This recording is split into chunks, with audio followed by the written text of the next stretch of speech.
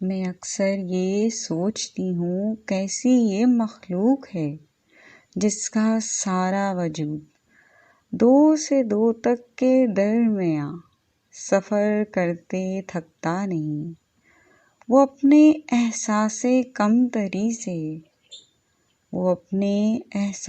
کمتری سے آخر کیوں نکلتا نہیں؟ میں اکثر یہ سوچتی ہوں جب علت اس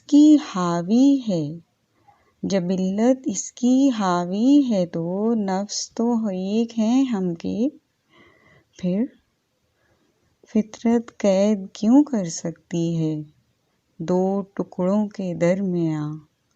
یا وہ قیدی اپنی کمی کا ہے، وجود تو میرا نمی کا ہے؟ میں اکثر یہ سوچتی ہوں۔